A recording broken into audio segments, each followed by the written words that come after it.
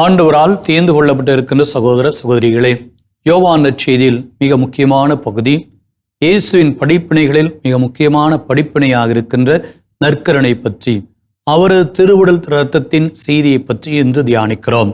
எனது சதையை உண்டு எனது இரத்தத்தை குடிப்போர் என்னோடு இணைந்திருப்பர், நானும் அவர்களோடு இணைந்திருப்பேன் என்கின்றார் இயேசு. இந்த வார்த்தைகள்தான் இயேசுவின் அழுத்தமான வார்த்தைகளாக இருக்கிறது. இப்பொழுது நாம் கேட்ட இந்த இறை வார்த்தைகள் யோவான் நற்செய்தியில் 6ஆம் அதிகாரத்தில் தொடர்ந்து படிப்படியாக இயேசு அவருடைய மேன்மையை வெளிப்படுத்துகின்ற பகுதியிலிருந்து தரப்பட்டிருக்கின்றது. எனது சதையை உண்டு எனது இரத்தத்தை குடிப்போர் என்னோடு இணைந்திருக்கிறார்கள், நானும் அவர்களோடு இணைந்திருப்பேன் என்கின்ற இந்த பகுதியை, இந்த இறை வார்த்தைகளை கேட்கின்ற பொழுது பொதுவாக சாத்தியமாகுமா? எப்படி நாம் அவரோடு இணைய முடியும்? எப்படி நாம் அவருடைய சதையை உணவாக கொள்ள முடியும் என்கின்ற கேள்விகள் எழுமல்லவா? இப்படி சாதாரணமாக எழுந்தால் அது வேறு. மாறாக இது ஏதோ மனித உடலை தின்பவர்கள், மனித உடலுக்காக காத்திருக்கின்றவர்கள் என்று தவறாக திரிபுவாத கொள்கை திரித்து கூறுபவர்களை எப்படி நாம் எதிர்கொள்வது? இது காலங்காலமாக கிறிஸ்தவர்களுக்கு எதிராக, ஏன் கிறிஸ்தவர்களிலேயே நாங்கள் சிந்தனை தெளிவு மிக்கவர்கள், நாங்கள் சிந்தித்து செயல்படுகின்றவர்கள் என்று ஒரு சில பேர் வேண்டுமென்றும் கூறுவார்கள். ஆனால் இதன் அர்த்தம், ஆழம், உண்மையை கடவுள் தொடர்ந்து உறுதிப்படுத்திக் கொண்டே இருக்கிறார்.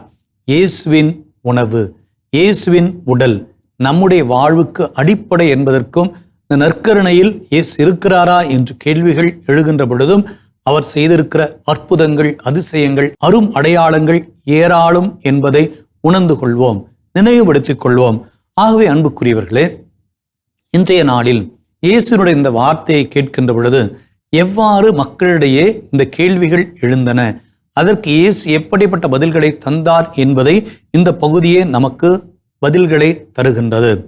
மானிட மகனுடைய சதையை உண்டு அவருடைய இரத்தத்தை குடித்தாலொழிய நீங்கள் வாழ்வு அடைய மாட்டீர்கள் என்கிறார்.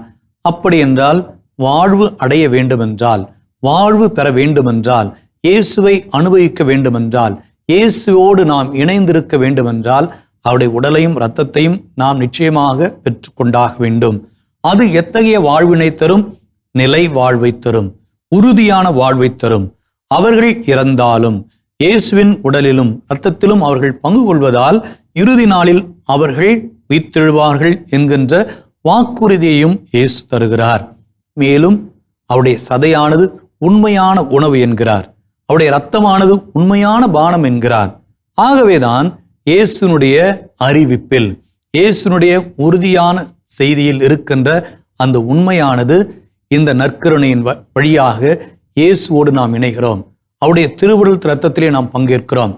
எல்லாவற்றுக்கும் மேலாக நாம் அவரோடு இணைகிறோம், அவர் நம்மோடு இணைகிறார். இதை தவிர விவிலியத்தில் நான் இப்படித்தான் உங்களோடு இணைகிறேன் என்று விவிலியத்தில் வேறு எந்த இடத்திலும் இயேசு சொல்லவில்லை. ஒருவேளை யோவான் நற்செய்தி 15ஆம் அதிகாரத்தில் நானே திராட்சை செடி, நீங்கள் அதன் கிளைகள், கொடிகள், ஒருவர் என்னுடனும் நான் அவருடனும் இணைந்திருந்தால் அவர்கள் மிகுந்த கனி தருவார் என்பது அந்த பகுதியும் வேறு.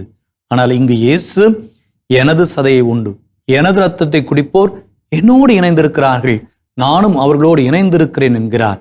அதனால்தான் நற்கருணை பெற்றுக்கொள்கின்ற பொழுது நாம் இயேசுவின் அவரோடு இணைந்து ஆற்றல் மிக்கவர்களாகிறோம், மேன்மை மிக்கவர்களாகிறோம்.